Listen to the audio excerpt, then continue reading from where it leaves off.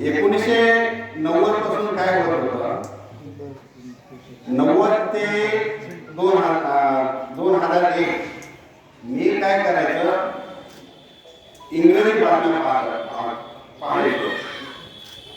मग इंग्रजी बातम्या पाहत असताना त्याच्यामध्ये एक सॅटेलाइट दाखवायचे आणि हे जे मी अंदाज होतो तो त्याच्यामध्ये दैविक शक्तीवर एक काही नाही, सगळे सॅटेलाइटवर आहे, सगळं उपग्रहावर आहे. उपग्रहाचा खूप अभ्यास आहे, त्यानुसार मी अभ्यास करत असतो. आणि हे 1990-93 पासून खूप स्टडी केला. ते उपग्रहाचं चित्र एकदा जर बघितलं तर मी काय करायचो की मी 4 दिवसाचा अंदाज व्यक्त करायचो. पण त्यावेळेस कसं होतं, त्यावेळेस आपली तुमची ओळख नव्हती. मग आमच्या भागातील लोकांचा अभ्यास करायचा आणि तिथल्या लोकांना सांगायचं.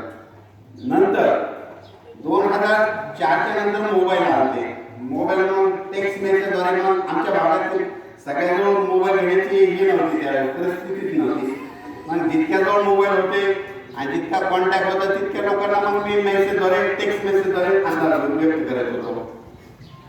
नंतर 2012-13च्या नंतर व्हॉट्सअप आलं, अँड्रॉइड मोबाईल आले.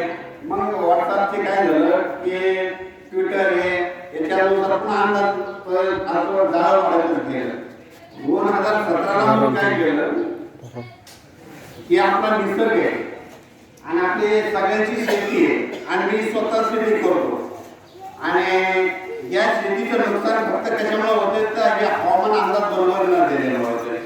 आणि आपल्याला तर खूप अभ्यास आहे पण प्रसार माध्यमात येत नव्हते. मग प्रसार माध्यम येत नव्हते. मग नंतर व्हॉट्सअप आल्याच्या नंतर सगळीकडे मग मेसेजची सुविधा झाली. मग काय केलं, स्वतः प्रत्येक जिल्ह्याचे शेतकऱ्याचे कॉन्टॅक्ट होते. मी स्वतः पुरस्कार प्राप्त शेतकरी स्वतः 2006ला मी काय केलं की 9,000 फुटावर कापूस लावून 3 एकरमध्ये 27 क्विंटल आवड काढलेला शेतकरी. तर माझ्याकडे त्यावेळेस खूप सगळ्यांचे नंबर होते. माझ्या शेतात दरवर्षी 2,000 शेतकरी येत होते. मग मी ते नंबर लिहून ठेवले होते. नंतर हे सगळ्या जिल्ह्याचे ग्रुप तयार केले. मग 2016 पासून अंदाज द्यायचं ठरवलं. काय झालं, 1900 मग हे अंदाज देत असताना की इतका अभ्यास होता की ॲक्युरेट सुद्धा सांगतो. आणखी जर समजा कोणी आता जवळचा एखादा शेतकरी असला 101% सुद्धा सांगू शकतो पाऊस येणार आहे आणि इतका स्टडी. पण कसं आहे, त्याला काहीतरी बंधन आहे. आता तुझं उदाहरण सांगतो, नगर जिल्हा तर 1 कोटी इकडे 1 कोटी इकडे जे अंदाज असतो ते देतात. आता इतर संस्था त्या काय होतं की जे अंदाज देतात विभागाचा देतात. पहिलं तर काय करायचं, फक्त कोकणपट्टीचं नाव घ्यायचं, मुंबईच्या घ्यायचे, इकडे तर कोणी घेतच नव्हते. माझ्यामुळे या सगळ्या संस्था काय करायला, विदर्भाचं नाव घेतलं, त्याच्यामध्ये मी पुन्हा पूर्व विदर्भ केलं, पश्चिम विदर्भ केलं, मराठवाडा केलं, पश्चिम महाराष्ट्र केलं, पुन्हा खानदेश केलं, असे वेगवेगळे भाग पाडले. मग मी स्वतः काय केल्याच्या नंतर मग त्यांना सुद्धा भाग पडला अंदाजाचा देणे. पण त्या अंदाज विभागाचे जिल्ह्याचा कोणी देत नाही. मी जिल्ह्याचा देतो, तालुक्याचा देखील देतो. मग या अंदाज असे देतो आपण. काय होतं, 90 पर्यंत वातावरण खूप चांगलं होतं. 90 ते 98 1998 पर्यंत मुंबईला पाऊस आला, मुंबईला मान्सून आला की आपण इकडे पेरणी करायचो, इकडे गुळ पेरणी करायचो. मग सगळे शेतकरी आपले कापूस लागवड करून ठेवायचे. पण नंतर काय होऊ लागलं की निसर्ग लहरी झाला. मुंबईला मान्सून आला की ते आपल्याकडे येत नव्हता. मुंबईला मान्सून आला की त्याचं कसं असतंय, एक दिशा ती सरळ गुजरातकडे जाते, नसा खानदेशकडे जाते, नसा मग मराठवाड्यात. मग काय होऊ लागलं, शेतकऱ्याचं नुकसान होऊ लागलं. मग हे नुकसान टाळण्यासाठी मग स्वतःच एक असं ध्येय ठरवलं, मी आपल्या शेतकऱ्याचे नुकसान टाळणार नसताना आणि शेतकऱ्याचं पीक कसं वाचायचं हे माझं ध्येय ठरलं. आणि निशुल्क म्हणजे कोणाकडून 1 रुपया न घेता सगळ्या महाराष्ट्रातील शेतकऱ्याला मी अंदाज देत असतो. मी माझा मेसेज टाकल्याच्या नंतर 90,000 शेतकऱ्याला ॲट 5 मिनिटात मेसेज जातो. आणि मी मेसेज तरी टाकत असतो, एका दिवसाची 3 वाजता जाग आली, सॅटेलाइट बघत असतो. नुकसान होणार असतं 3 वाजता मी टाईप करणं लॅपटॉपवर आणि लगेच मेसेज टाकून दिले 90,000 शेतकऱ्याला जाते. तिथून लगेच अर्ध्या तासात 10-1 लाखाला झाले. तिथून अर्ध्या तासात असं करीत 5-6 कोटी शेतकऱ्यापर्यंत मेसेज जाते आणि सगळ्याचं नुकसान टळते. आता हे अंदाज देतो ते कसे असतात. आता खूप जणांना वाटतं की यांना खूप नैसर्गिक देणगी नसतं, दैविक शक्ती असते, पण हे अंदाज कसे असतात, बाकी संसाधन कसे अंदाज येतात हे सगळं तुम्हाला सविस्तर सांगतो. सुरुवातीला एल निनो पासून घेऊ. एल निनो म्हणजे काय? एल निनो काय होतं की ज्यावेळेस मे महिन्याला असतं की त्यावेळेस सगळ्या प्रसार माध्यमांतून बातम्या सुरू होत्या एल निनो उद्भवला अमेरिकेमध्ये, दक्षिण समुद्रामध्ये आता दुष्काळ होणार. एल निनोचं नाव निघालं की तुम्ही म्हणतात दुष्काळ पडणार, आणि ला निना असतो त्याच्यामुळे पाऊस होतो. एल निनो आणि ला निना ह्या गोष्टी समजून घ्या. एल निनो हा मुळात स्पॅनिश भाषेतील शब्द आहे. त्याचा अर्थ नेमका कोणाला माहीत नसला तरी लोक त्याला मराठीत जसेच्या तसे वापरत आहेत, परंतु यात प्रत्येक काय हे जाणून घेणे खूपच गरजेचे आहे. एल निनोचं मराठीत शब्दचा अर्थ होतो बाळ येशू. बाळ येशू हे नाव पडण्याचे कारण की ज्यावेळेस एल निनो उद्भवतो तो उद्भवतो डिसेंबरमध्ये, आणि डिसेंबरमध्ये उद्भवत असल्यामुळं त्यांनी काय केलं की त्याचं नाव एल निनो दिलं. म्हणजे मराठीतून त्याचा अर्थ होतो बाळ येशू, आणि ला निनाचा अर्थ सुकन्या. एल निनो म्हणलं की दुष्काळ पडतो उद्भवला की, आणि ला निना उद्भवला की पाऊस पडतो. आता एल निनो आणि ला निना ह्या केवळ घटनाही नाहीत आणि कोणते नाव देखील नाहीत. आलटून पालटून सुरू राहणाऱ्या समुद्रातील दीर्घ अवधीच्या प्रक्रिया आहेत. म्हणजे या कशामध्ये समुद्रामध्ये प्रक्रिया घडतात, त्याच्यामुळे त्याचं नाव आहे एल निनो आणि ला निना. सोप्या भाषेत सांगायचे झाले तर दक्षिण अमेरिकेमध्ये पेरू देश आहे, ते त्याच्या किनाऱ्याच्या पश्चिमेला जो प्रशांत महासागर आहे, त्या प्रशांत महासागराचं काय होतं की तापमान हळूहळू वाढत जाते. तापमान वाढ जर थोडी सरासरीपेक्षा थोडी जास्त झाली तर ही प्रशांत महासागराच्या संपूर्ण समुद्रावर पसरते. मग जेव्हा समुद्राचं तापमान अर्ध्या अंशाने वाढते तेव्हा सौम्य एल निनो निर्माण झाला अशी जाहीर होते. म्हणजे ज्यावेळेस तापमान वाढतंय अर्ध्या अंशाने वाढलं मग काय म्हणते की सौम्य एल निनो निर्माण झाला असं जाहीर केलं जातं. जेव्हा तापमान वाढ काय होतं की 2 अंशाने वाढते, समुद्राचं तापमान 2 अंशाने वाढते, मग त्याला अतितीव्र एल निनो निर्माण झाला असे जाहीर होते. पण याच्यामध्ये एक गोष्ट लक्षात घ्या, एल निनो प्रबळ होतो तो वर्षाखेरीस, म्हणजे वर्षाखेरीस. आता एक सांगतो, आपला महिना सुरू होतो जानेवारी महिना, जानेवारीमध्ये महिना सुरू होतो. आपल्याला मान्सून येतो जूनमध्ये आणि एल निनो निघतो डिसेंबरमध्ये. ही फक्त बघा अंदाज तुम्ही बांधण्याची पद्धती बघा कशी. 1 जानेवारीला वर्ष सुरू होत आहे, भारतावर मान्सून येतो जूनमध्ये आणि एल निनो उद्भवतो डिसेंबरमध्ये. मग याचा त्याचा काही संबंध येतो का? आता काही संबंध येत नाही. तर बघा आणखी पुढे असतं मान्सून जूनमध्ये येतो, एल निनो डिसेंबरमध्ये उद्भवतो. हे पहिला तर ज्यावेळेस आता एल निनो ज्यावेळेस उद्भवतो मान्सून आधीच येऊन गेला आहे. मग याचा त्याचा थोडा अर्धा 53 अंदाज लावताना ते एल निनोचं नाव घेतात. ला निनाच्या बाबतीत उलट आहे. या ला निनाच्या बाबतीत कसं आहे, हा जो प्रशांत महासागर आहे त्याच्या समुद्राच्या तिथं समुद्राचं तापमान काही अंशाने घटत जाते. मग समुद्राचा भाग काय होतो थंड होत जाते. जेव्हा समुद्राचा भाग थंड होतो मग त्यावेळेस एल निनो उद्भवला असं जाहीर होते. मग त्यावर्षी पाऊस खूप पडतो. पण परिस्थिती अशी असते एल निनो आणि ला निना ह्या ज्या गोष्टी आहेत दरवर्षी नाही तर 10-15 वर्षात कधीतरी एकदा येतात समुद्रामध्ये. दरवर्षी घडतच नाही, 10-5 वर्षानंतर कधीतरी घडतात. अनेक वर्षी प्रशांत महासागराचं तापमान सरासरी एवढंच असते, म्हणजे एल निनो नसते आणि ला निना नसते, त्याचा काही अर्थार्थी संबंध नाही. या उलट आता याच्या उलट नैऋत्य मान्सून हा भारतावर येणार तर येणारच आणि तो येतो तर येतोच. म्हणजे यात कुठली शंका नाही. म्हणजे एल निनो असो या नसो मान्सूनचा पाऊस आपल्याला येणार. पण एखाद्या वेळेस काय होतं जूनमध्ये जर मान्सून नाही आला तर जुलैमध्ये येणार. जूनमध्ये समजा मान्सूनचा पाऊस नाही आला तर जुलैमध्ये मान्सूनचा पाऊस येतो. त्याचं एक आणखीन एक कारण सांगतो. एक तुम्ही एक तारीख लक्षात ठेवायची, 10 ते 15 जुलै 10 ते 15 जुलै अशी तारीख आहे. 1993 पासून माझ्या वहीमध्ये लिखित ठेवलेले आहे. 10 ते 15 या तारखेत महाराष्ट्रातील प्रत्येक गावात प्रत्येक खेड्यामध्ये पाऊस येऊन जाणार, मध्ये येऊन जाणार समजा. म्हणजे त्याचं एक पण आम्ही दुसरं एक कारण सांगतो. कारण की पंढरपूरची जी यात्रा असते आषाढी एकादशी, ती काय होते, कधी 8 तारखेला येते, कधी 9 तारखेला येते, कधी 10ला येते, कधी 11ला येते, कधी 12ला येते. मग आपले वारकरी संप्रदायाची वारकरी म्हणते की आता वारी परतली, आता पाऊस येणार. पण ही जी तारीख आहे ती अशी आहे, ही निसर्गाची तारीख आहे. म्हणजे निसर्गानं त्याला त्या तारखेमध्ये पाऊस दिलेला आहे. 10 ते 15. आपली जूनमध्ये पेरणी नाही झाली, आपली पेरणी 10 ते 15लाच होणार, एवढं मात्र नसेल. आणि या 10 जुलैमध्ये जर पाऊसच नाही पडला तर मग आपली पेरणी पोळ्या होणार, एवढं मात्र गैर. कारण की आतापर्यंत जे दुष्काळ पडलेले आहेत समजा 62च्या तिथे, ते नंतर ज्यावेळेस पाऊस पडला ते पोळ्याच्या नंतरच आलेला आहे, पुन्हा त्याच्यात आलेला नाही. असो माझ्यामध्ये आता हे जे अंदाज बांधतात, काही समजा वेगळे अंदाज बांधतात. आता माझ्यामध्ये मी अंदाज कसा बांधतो ते सांगतो. हिवाळ्यामध्ये हिमालयात जी हिमवृष्टी होते, म्हणजे हिमालयामध्ये जे बर्फ पडतो त्याहून पावसाचा अंदाज बांधावा लागतो. दुसरं कारण, मध्य आणि उत्तर भारतातील उन्हाळी तापमानाचा मान्सूनवर खूप फरक पडतो.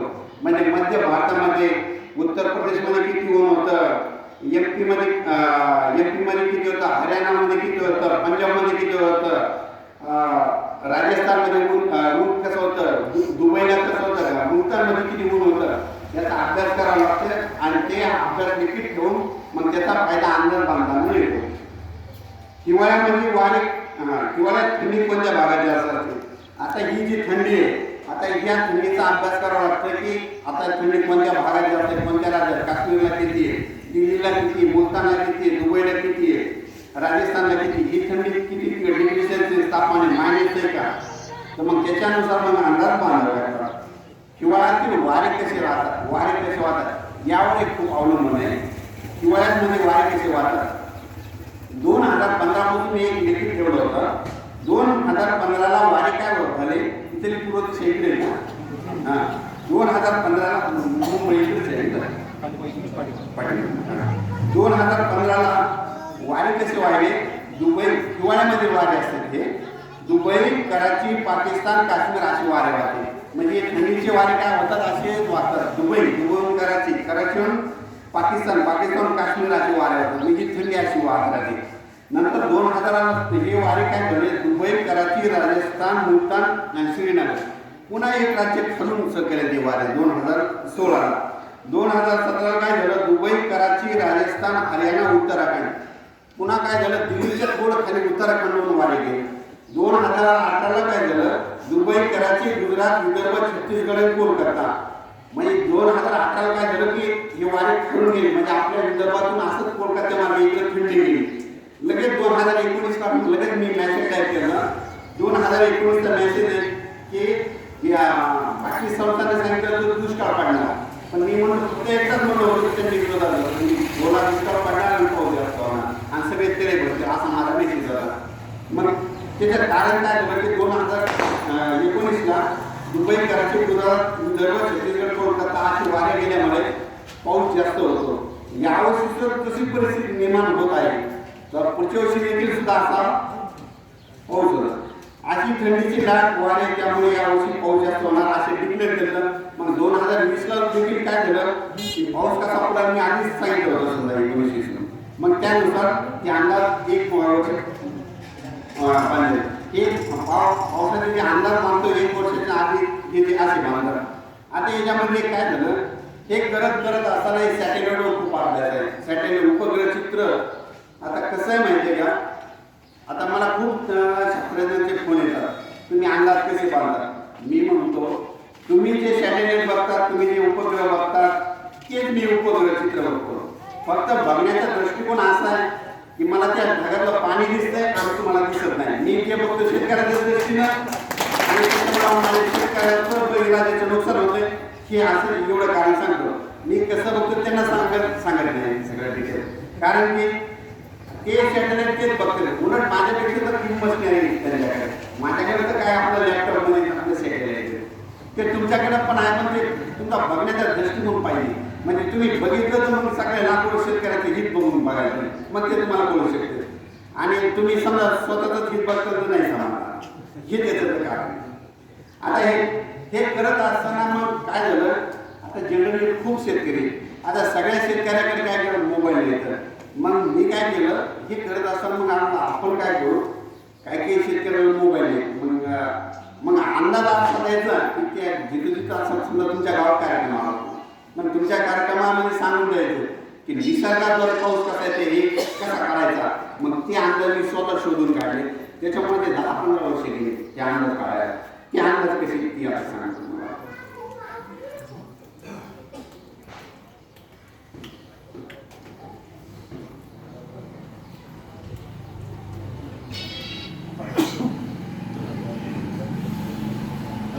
पावसाळ्यामध्ये त्याचा पहिला अंदाज बघा. समजा एखाद्या मोबाईल नसला आणि सॅटेलाईट बंद पडलं, लाईट नसेल, लाईट नसेल, मग सॅटेलाईट कळत नाही, मेसेज नाही आला की मग अंदाज कसे ओळखायचे. पावसाळ्यामध्ये दिवस मावळताना तिकडे पुढे तर पश्चिमी दिशेला काय होतंय की 5 ते 7 दरम्यान आभाळ लाल होते, तांबडं होते. मग पहिले पुढंच काय म्हणायचे की आता आभाळ तांबडं झालंय, आकाशात पावसाचं बी आलंय. मग बी आलं तर कोणतं बी पेरा 3 दिवसात उगवते, 3 ते 5 दिवसात उगवते. मग हे काय झालं, हे पावसाचं बी असते आणि ते तसं पावसाळ्यामध्ये तांबडं झालं की त्याच दिशेनं त्या भागातच पाऊस येणार. हे माझ्याकडे एकच झालं 3 दिवसात 72 घंट्यात पाऊस येणार. ते पावसाचं नैसर्गिक कारण आहे. दुसरं एक कारण, आपल्या घरी आपण समजा एखादे शेतकरी असतो आपल्याला ढगाळ वातावरण अभ्यास नसणार. मग ढगाळ वातावरण कसं येईल, मग कसं ओळखायचं. आपल्या घरी ना पावसाळ्यामध्ये काय होतं, रात्री लाईटवर किडे येतात. जोपर्यंत लाईटवरचे किडे गेले नाही तोपर्यंत पाऊस गेला का नाही गेला. ज्या दिवशी थंडी आली त्या दिवशी पाऊस गेला. ह्या 2 दिवसापासून पुन्हा किडे यायला सुरुवात झाली. आम्हाला यायचं असलं की किडे येतात कारण की त्याचं निसर्गाचंच कारण आहे. तर त्याचे जीव जंतू त्याचा उगम गरमीमध्येच होतो. मग ज्यावेळेस लाईटवर किडे आले की समजायचं आता 72 घंट्यात पाऊस येणार, हे एक समजा नैसर्गिक कारण आहे. नंबर 3, गरमी होत असेल आणि सरपटणारे प्राणी असतील, साप, उंदीर, घोस, घोरपड, हे काय होतं की बिळाच्या बाहेर निघतात. आपण म्हणतो ना आता साप खूप निघाले, ज्यावेळेस समजा त्यांना गरमी होती त्यावेळेस ते घराच्या बाहेर निघतात. आपल्याला जर गरमी झाली तर आपण बाहेर निघतो. तसंच ज्यावेळेस गरमी होते त्यावेळेस मग ते बाहेर निघतात. मग त्यावेळेस एक पाऊस येण्याचं ते एक कारण आहे. म्हणजे 72 घंट्यात पाऊस पडतो. गरमी वाढणे, वारा बंद होणे हे पाऊस येण्याचे लक्षण आहे. म्हणजे त्याच्यामध्ये 4थं कारण. 5वं कारण, पावसाळ्यामध्ये समजा थंड पडला. पावसाळ्यामध्ये काय होते, थंड पडतो. मग अशा वेळेस थंड पडला तर मग थंड पडल्याच्या नंतर काय होते, आपल्या शेतात जायची जी वाट असते, बैलगाडीची रस्ता असतो ना, त्याच्यामध्ये धूळ असते.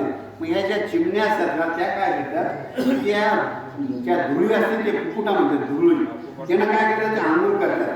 ज्यावेळेस थंड पडतो पाऊस नसतं फक्त निरीक्षण करावं लागतं की ते आंघोळ करायला त्या धुळीनं की समजायचं आता हे पाऊस येण्याचे लक्षण आहे. हे एक निसर्गाचं कारण आहे.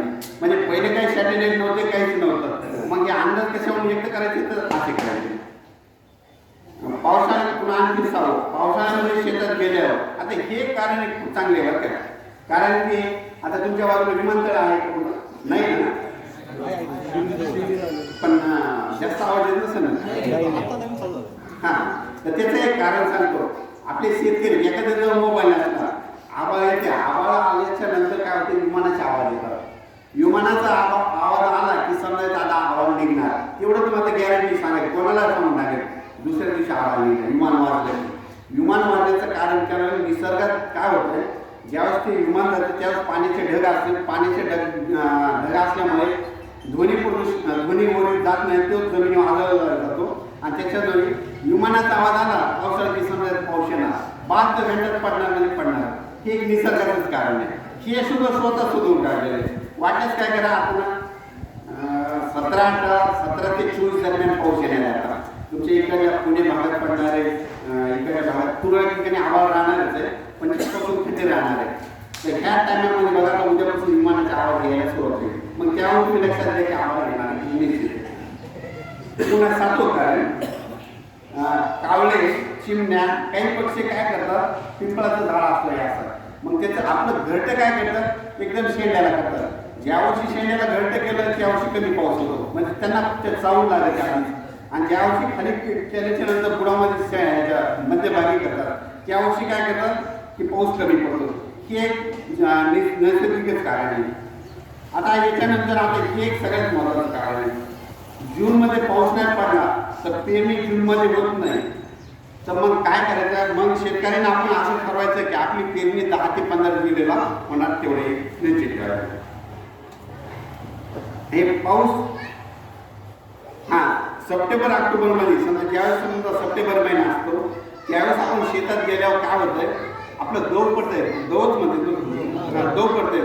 ज्या दिवशी पावसाळ्यामध्ये दव पडते त्या दिवशी पाऊस येत नाही. आणि ज्या दिवशी दव पडत नाही समजा पत्राचा ओलं होत नाही, गाडीचं सीट असलं तर ते ओलं होत नाही, त्यासोबत त्यावेळेस समजा ते पाऊस येण्याचं लक्षण आहे. ज्या दिवशी दव पडते त्या दिवशी कधीच पाऊस येत नाही, एवढं मात्र लक्षात ठेवायचं. आता पाऊस न येण्याचे नैसर्गिक कारणे पहिले सांगितले, नैसर्गिक येण्याचे कारणे आता न येण्याचे सांगतो कसे असते. पहिलं कारण आता जर पिंपळ असलं तर एक तर उभं वारा सुटते, रात्रंदिवस वारा सुटतंय, असा वारा पिंपळ वाजते. एखाद्याचं घर शेजारी असेल तर नुसतं वाऱ्याने झोप देखील येत नाही, नुसतं वाजत. आता समजायचं की पाऊस येणार नाही आणि मग खंड पडणार. पण हे खंड कसे पडतात ते किती दिवसाचे असेल, एक त्याच्यामध्ये खंड कसे असेल, एक पडतं खंड 22 दिवसाचा, दुसरा खंड पडतोय 33 दिवसाचा आणि तिसरा खंड पडतोय 43 दिवसाचा. एकदा 43 दिवसाचा खंड 2015 त्या दरम्यान पडला होता, पण सरासरीने 22 दिवसाचाच खंड पडतोय. कधी कधी 33 दिवसाचा एक पडतोय. हे उभे वारे सुटले की मग हे असे खंड पडतात. आता त्याच्यावर दुसरं एक कारण आहे, आता पाऊस न येण्याचं नैसर्गिक कारण. सूर्याभोवती जूनमध्ये 11 किंवा 12 तारखेला आकाशात गोरी बाई असते, 11-12 तारखे. त्यावेळेस काय होतं की आकाशामध्ये चक्रकार स्थिती होती, गोल, त्याला कंगण म्हणतात, कोणी खळ म्हणतात. मग असं खळ झालं की समजा त्या वर्षी दुष्काळ पडणार.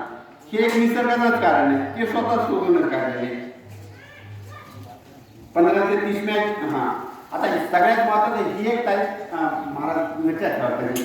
15 ते 30 महिने दरम्यान मे महिना असतो, मे महिन्यामध्ये लग्न तिथी असतात.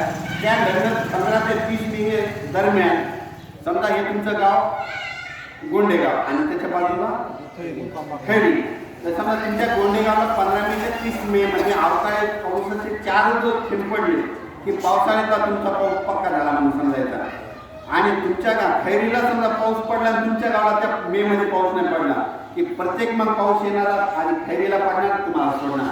हे एक निसर्गाचे. म्हणून 15 मे ते 30 मे दरम्यान पडलेला पाऊस हा निर्णायकच आहे. आणि जर 4 थेंब पडले तर मग समाधानकारक पडतो.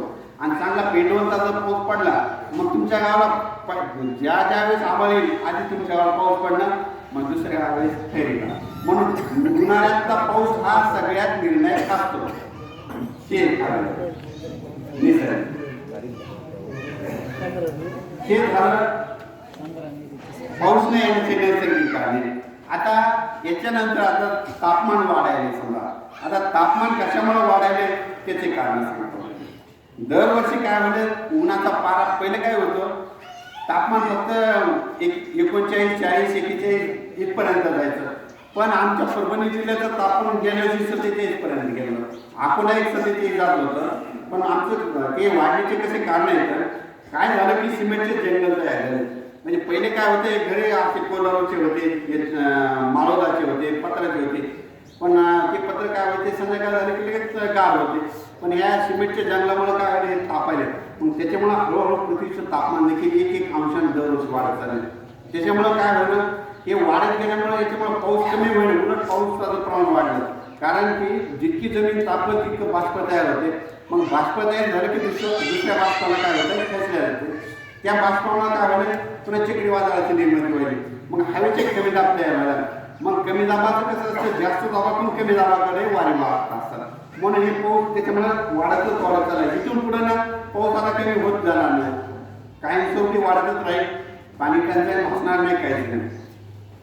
दुसरं कारण, पहिलं कारण सिमेंटचे जंगल तयार होत चालले आहेत. जंगलतोड खूप प्रमाणात आहे, म्हणजे जंगलतोड तर खूप होतच चालली आहे. ते तापमान वाढण्याचं कारण. तिसरं एक कारण, झाडे तोडली जात आहेत, त्याच्यामुळे एक पृथ्वीचं तापमान वाढत चाललंय.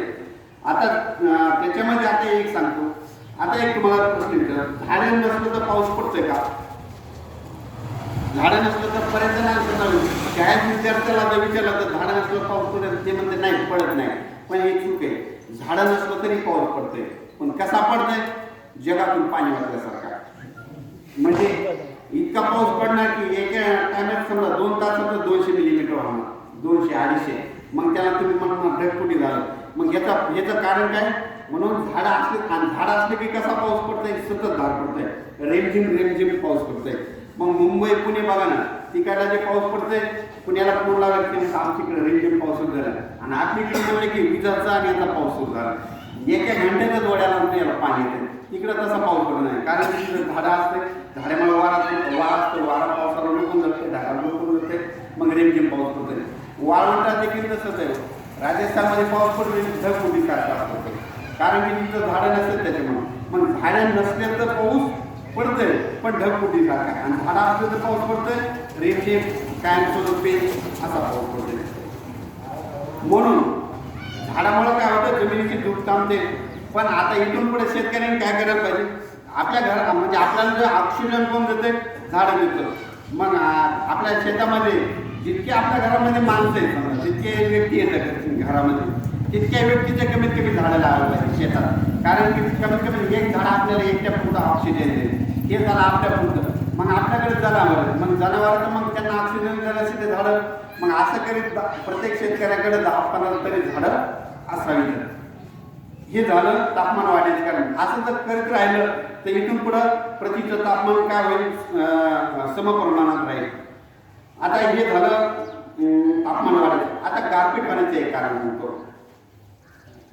दरवर्षी एक तारीखच लक्षात ठेवायचं, फेब्रुवारीचा शेवटचा आठवडा म्हणजे 22 फेब्रुवारी ते 10 मार्च प्रत्येक महाराष्ट्रामध्ये गारपीट होतच असते. ही मात्र तारीख लिहून ठेवावी. पण गारपीट काय असतं की एखाद्या 4-5 किलोमीटरमध्ये होऊन जाते. सगळी सर्व गारपीट होतच नसते. काय झालं? खूप मेसेज व्हायरल होऊ लागले की यावर्षी खूप गारपीट होणार. मी म्हणलो शेतकऱ्याला तसं घेऊ नका, कारण की तुम्ही जर तसं म्हणल्याच्या नंतर लोकांनी खूप काळजी न करण्याचे ठरवले.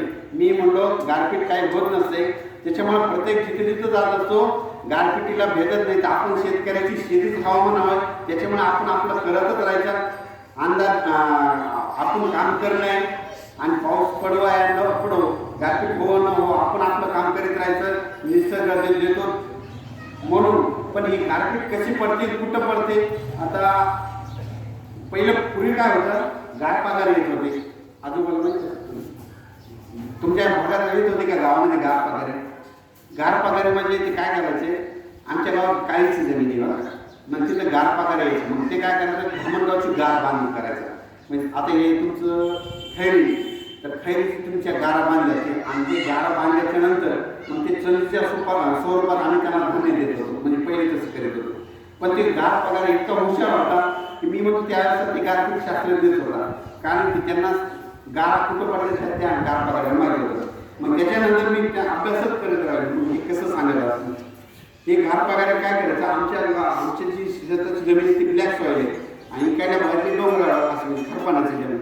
मग ते आमच्या घरी आल्यानंतर म्हणायचं तुमच्या इकडल्या नदीकडल्या भागाची गार बांधून टाकली. मग आम्ही काय करायचं? धान्याचं स्वरूपात 2 पायल्या 3 पायल्या अशा त्याला ज्वारीचं धान्य येत होतं. पण तिचं खरं कारण काय? की जी गारपीट होते तिचं कारण सांगतो. कुठं होती? जिथं खडकाळ जमीन असते डोंगराळ भागात गारपीट होते. काळ्या जमिनीवर गारपीट होत नाही, हे मात्र लक्षात ठेवायचं. कारण की जिथं खडकाळ जमीन असते, डोंगराळ जमीन असते, तिथं बाष्प वाढते. तिथं बाष्प वाढल्याच्या नंतर जे ढग येते ते ढगाचं रूपांतर मोठ्या ठिकाणाचं बर्फात होते, म्हणून तिथे गारपीट होते. दुसरं कारण कॅनलच्या बाजूला एक गारपीट होती. म्हणजे जिथं कॅनल एरिया असतं कॅनल एरियाच्या बाजूला गारपीट होती. कारण की ऊन तापतं, ऊन तापल्याच्या नंतर बाष्प तयार होते, तिथं गरमी तयार होती. मग ज्यावेळेस अवकाळी पाऊस होतो, अवकाळी पाऊस आल्याच्या नंतर ते दाट ढग असतात आणि त्याच्यानुसार मग तिथं कॅनलच्या बाजूला गारपीट होते. तिसरं कारण मोठ्या डॅमच्या बाजूला गारपीट होती. जिथं जिथं तळे येतात त्याच्या बाजूला त्या 2-4 किलोमीटरच्या एरियातच गारपीट होती. कारण की तिथे काय होतं? ऊन तापल्याच्या नंतर बाष्प तयार होतं. बाष्प झालं की दुसऱ्या बाष्पाला खेचून आणतं. मग ढग वातावरण झालं लगेच ते गारपिटीत रूपांतर होतं. हे झालं गारपिटीचे कारण. इथून पुढे गारपीट होईल म्हणून कांदा करायचं हे तुम्ही सोडून द्या. कारण की गारपीट समजा आज नाशिक भागात झाली, समजा आज तुमच्या गावाला गारपीट झालं तर 10-20 वर्षांनी कधीतरी तुमचा नंबर लागेल. तुमच्या म्हणजे इतके महाराष्ट्रामध्ये गावात कोणाचा नंबर लागणं शक्यच नाही. एकदा झाल्याच्यानंतर 10-20 वर्षाचं झालं. त्याच्यामुळे इथून पुढे गारपिटीला घ्यायचं नाही. आपण आपल्या शेताचं पीक काढतच राहायचं. हे झालं आता गारपिटीला. आता चक्रीवादळ होतं. हे आपलं मंदिर आहे. पहिले पूर्व सांगत होते की आपल्या मंदिराची काय करत आपण ज्यावेळेस प्रदक्षिणा घालतो तर मग प्रदक्षिणा घालताना घरी आई सुद्धा बाळा म्हणते उजव्या साईडला प्रदक्षिणा घाला. कारण की देवाला स्वसायला घालावं लागतं, उलटायला घालायचं नाही.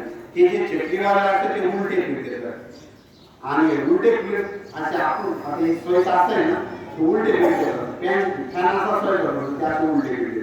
मग त्याच्यामध्ये एक डोळा असतो एकदम तिथं खूप पाऊस असतो. त्याचा एक पंख 3000 किलोमीटरचा असतो, कोणता पंख 300 किलोमीटरचा असतोय, 400. चक्रीवादळ समजा बंगालच्या खाली जर फिरायला लागलं तर त्याच्या नुसतं पंखानं आपल्या इकडे पाऊस पडतोय. त्याची मग तिकडे चक्रीवादळ जिथं असं सगळं भासतो काय होतंय चक्रीवादळ भासतो.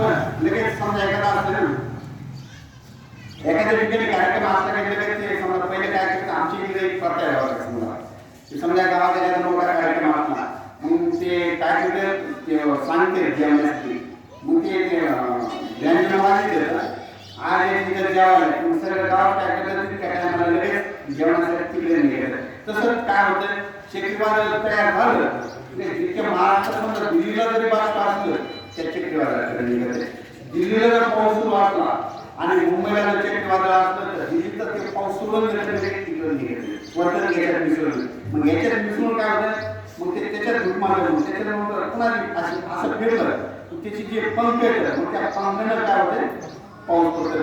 हे ही जी माहिती ना काय होते कोणताही सायंटिस्ट सांगणार नाही काय नाही. मी काय केलं सगळ्यांना सांगून दिले कसं असतंय कसं नाही याच्यात काही लपून ठेवायचं नाही. आणि हे उलटी फिरतात. आणि चक्रीवादळ कसं असते चक्रीवादळ जात असताना त्याचा मुक्काम 3 दिवसाचा असते. मग ज्या भागातून जातं जिथून जातं त्याचा डोळा असते मग तिथे जास्त पाऊस होतो. मागचा आता जे शेवटचे चक्रीवादळ आलं ते काय झालं त्याचा खरंच तुमच्या इथूनच जाणार होतं. योग तुमचे चांगले तुमच्याकडून गेलं नाही ते गेलं लातूर भागातून.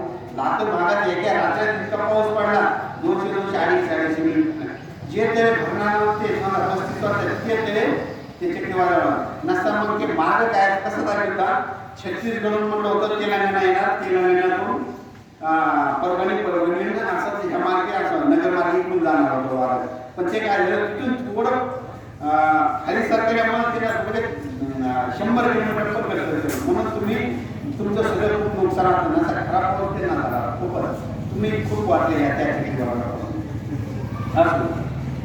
आणि चक्रीवादळ काय करतात फायदा बी करतात तर नुकसान बी करतात. तर फायदा कसा होतो सांगतो. एखाद्या मान्सून आला मान्सून काय होते अंदमान श्रीलंकाहून केरळहून समजा मुंबईकडे जातं आणि एखादं जर चक्रीवादळ समजा अरबी समुद्रात तयार झालं मग ते जर दिशा तिथे समजा इकडे गमनकडे जाणार असलं किंवा दुबईकडे जाणार असलं मग चक्रीवादळ काय करतं आपल्या इकडे बाजू घेऊन तिकडे जाते. मग आपल्या इकडे मान्सून आहे हे सगळ्या घेऊन जातात. मग पुन्हा ती प्रणाली तयार व्हायला 15-20 दिवस होत होते. मग 20 दिवस जोपर्यंत लागेल जसं आपल्याला विश्रांती करतो आपण काय करतो थकल्यानंतर आराम करतो तसं निसर्ग करत असतो.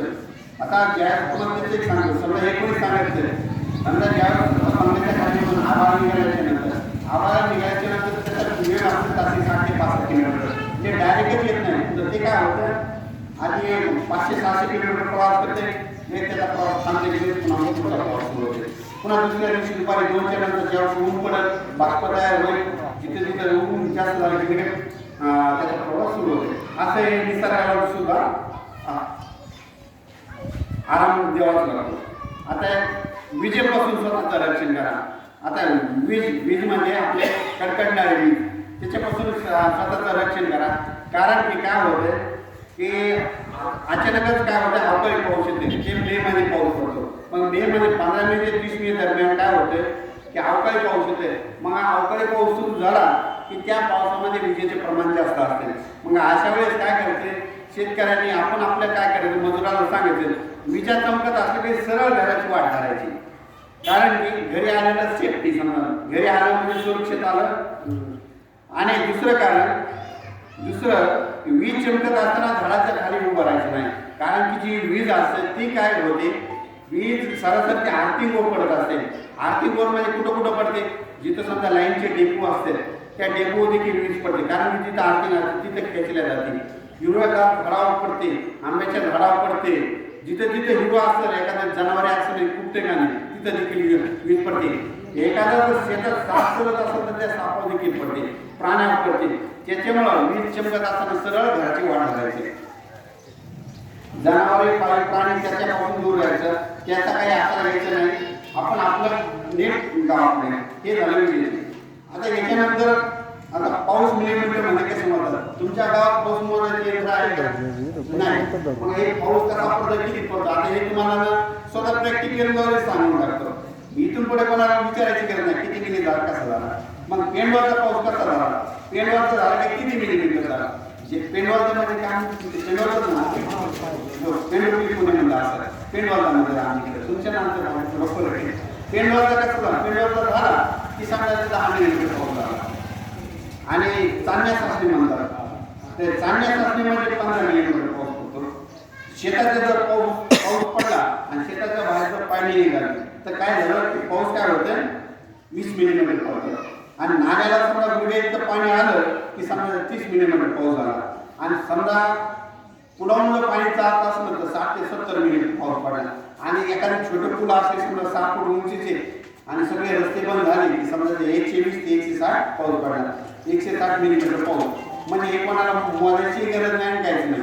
हे काय केलं शेतकऱ्यांसाठी, मग सेवा करण्यासाठी हे कारण शोधून काढले. कारण की कोणाला एवढं काय अभ्यास मिलीमीटरचा याचा काही अभ्यास नसतो. त्याच्यामुळे मग हे कारण स्वतः शोधून काढले आणि शेतकऱ्यांना जिथे जिथे कार्यक्रम होते तिथे सांगायला असतो.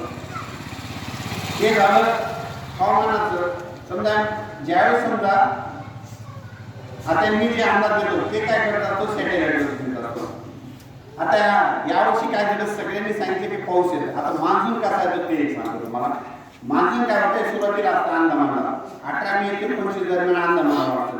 तिथं मान्सून जमा आल्याच्या नंतर जशी अशी मान्सूनची दिंडी असते, जशी आपण पंढरपूरची यात्रा असते दिंडी काय होती, सासूर निघाली पंढरपूर 1 महिन्यानं, तशी सुद्धा मान्सूनची दिंडी होती. सुरुवातीला इथं अंदमान श्रीलंका केरळ गोवा मुंबई गुजरातकडे जाते असं एखाद्या गोव्यावरती शॉर्टकटमध्ये. तर यावेळेस मी सांगितलं होतं की म्हणून शॉर्टकटमध्ये ज्या शॉर्टकटमध्ये पाऊस येते त्यावर्षी तुमच्या नगर जिल्ह्याला पाऊस पडतो. माझ्या मिशनमध्ये सुद्धा लिहिलेलं नगर जिल्ह्यात पाऊस जास्त राहील, सोलापूरमध्ये जाईल. जितका शॉर्टकट पाऊस आला तितका तुमच्यासाठी खूप फायदेशीर आहे. कारण की नाही काही काही भाग असा होता की तुमच्या की खूप वंचित होता पावसापासून. पण ज्यावेळेस पासून काय झालं, यावर्षी पाऊस इकडून आलाच नाही. पाऊस आला पुढेकडून आलेला आहे, मान्सून पुढेकडून आला. मग ते कसं होतं, आता पंढरपूरला सगळेच पायी जात नाही. मग काय होतं, माझ्यासारखे काही असेल मग काय होतं, एक गाडी घेणं स्कॉर्पिओ घेणं लगेच आदल्या दिवशी जाणं दर्शन करून. तसं ते मान्सूनचं कसं असेल ते दिंडी मार्गात ते, पण तिथून काय होतं मान्सून वाढल्यावर शॉर्टकट इकडे निघाले. मग त्याच्यानंतर एक गोष्ट लक्षात ठेवा, 1 जून नंतर पडलेला पाऊस हा मान्सूनचाच वेळ धरायचा. 1 जून नंतर पडलेला पाऊस मान्सूनचा धरायचा, त्याला अवकाळी समजायचं नाही. कारण 1 जून नंतर पडलेला पाऊस काय होतं, ती दिंडी निघालेली असते मान्सूनची, ते शॉर्टकट काय होते तेलंगणा सोलापूर असं शॉर्टकट येते. मग त्यावेळेस मान्सून काय होते, कुठं कुठे जास्त होते. आणि शेतातली पेरणी करताना काय करायला पाहिजे शेतकऱ्यांनी, खूप लोक काय करते विचारतात म्हणजे पेरणी कसं करावं. समजा एक ईदभर जर ओल गेली शेतात शेतकऱ्यांना आपण आपली पेरणी सुरू करण्यास काय हरकत नाही. आणि अर्धा फूट जर ओल असली तर कधी पेरायचं नाही. कारण ईद किती गेली पाहिजे, एक ईद गेली की सोयाबीन असं सोयाबीन करून टाकायचं, जे पिकं घेतात ते एवढं हे करायचं. हे झालं पावसाविषयी. आता तुम्ही तिकडं खबरविषयी आहे काय समाज माहिती आहे ना. आता हे झालं समजा हवामानाविषयी सगळं. आता मी स्वतः प्रयोगशील शेतकरी आहे, मी पुरस्कार प्राप्त शेतकरी आहे. माझ्या हरभऱ्याचं उत्पन्न 17 एकरी. 17 क्विंटलचं. आणि ते कोणतं आहे की विजय हरभरा आपला हे विद्यापीठात गावठी विद्यापीठात विजय आणि जॅकीला. आम्ही काय झालं की पहिले काय 2च पिकं 1990 पासून काय झालं की पहिले कापूस करायचं. तर मग 2010 पासून काय केले कापसाला काय होऊ लागलं की मजुरापासून खूप त्रास होऊ शेती परवडायला गेली. मग असायला काय केलं स्वतः अभ्यास केला आपण पीक पद्धती बदलू. कारण या पीक पद्धती फाटा देण्याची पर्याय नाही. कारण की मग नंतर काय केलं सोयाबीन आणि हरभऱ्याची शेती म्हणून अभ्यास केला. सोयाबीन येते पावसाळ्यात आणि हरभरा येते थंडीवर.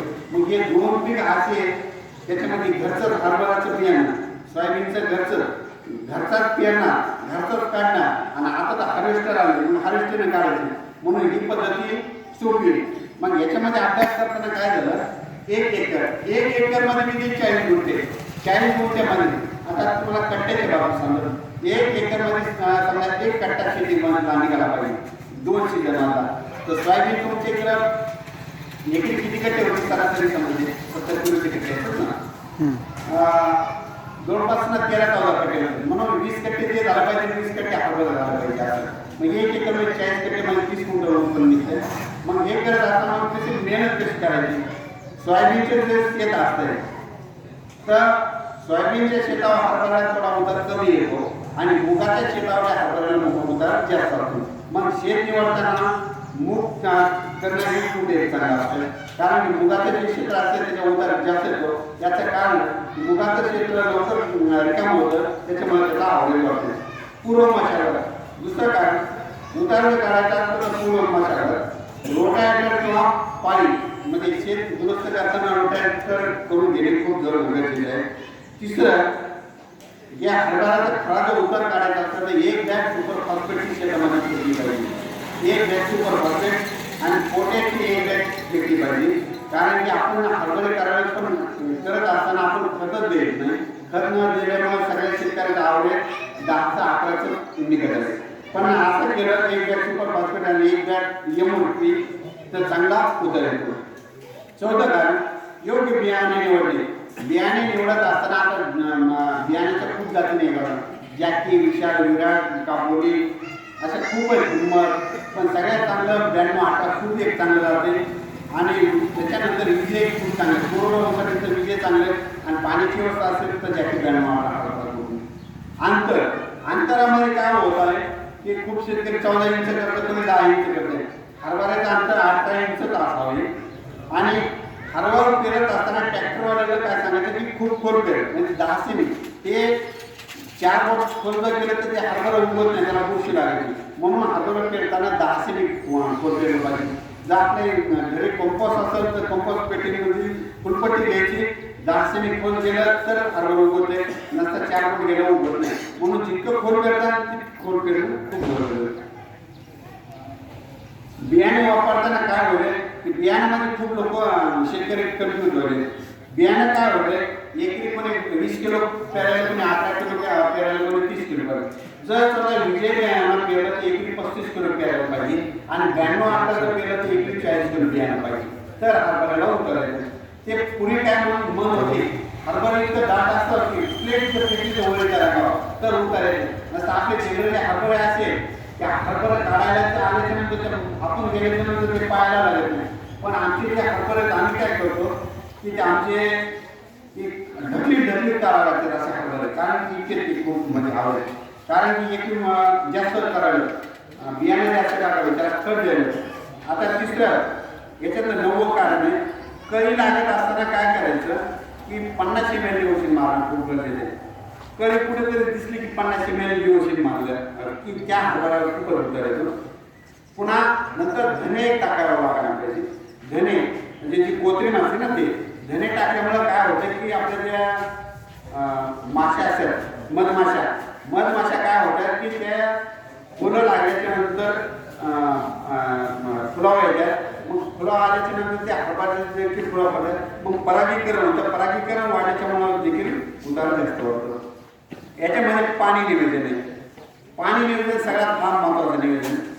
हरभऱ्याला पाणी जर देत असलं झाड आपलं हरभरं सुकत असलं तर पाणी द्यायचं. सुकत नसलं तर पाणी द्यायचं नाही. पहिलं पाणी डायरेक्ट 20 दिवसात द्यायचं. हरभऱ्याला मोकळं पाणी जमत नाही. मोकळं पाणी गेलं की ते हरभरं केलं चालत. हरभऱ्याला फक्त स्प्रिंकलरच पाणी द्यायचं. मग पहिलं पाणी काय करायचं, 3 तासाचं द्यायचं. पण शेतकरी काय करायचे, रात्रभर ते स्प्रिंकलर चालू द्यायचे. मग ते चालू ठेवल्यानंतर एका ठिकाणी मग गोलाकार सुद्धा ठेवेल, त्याच्यावर बुरशी येईल. म्हणून पहिलं पाणी 3 तासाचं द्यायचं. आणि दुसरं पाणी एक सगळ्यात म्हणजे अवस्था म्हणजे कुठंतरी कळी दिसल्याच्या नंतर दुसरं पाणी द्यायचं. आणि तिसरं जर कोणाला द्यायचं झालं पाणी, पण दुसरं पाणी काय करायचं, 4 तास द्यायचं. आणि तिसरं पाणी द्यायचं झालं तर शेतात गेल्यानंतर ज्या हरभऱ्याला घाटे लागल्यानंतर हातात फोडायचा आणि ते खायला आला तरच पाणी द्यायला सुरुवात करायचं, नसतं द्यायचं नाही. ते झालं हरभऱ्याबद्दल समजून घेणं. आणखी काही शंका असतील ते विचारू शकतो. पुढचे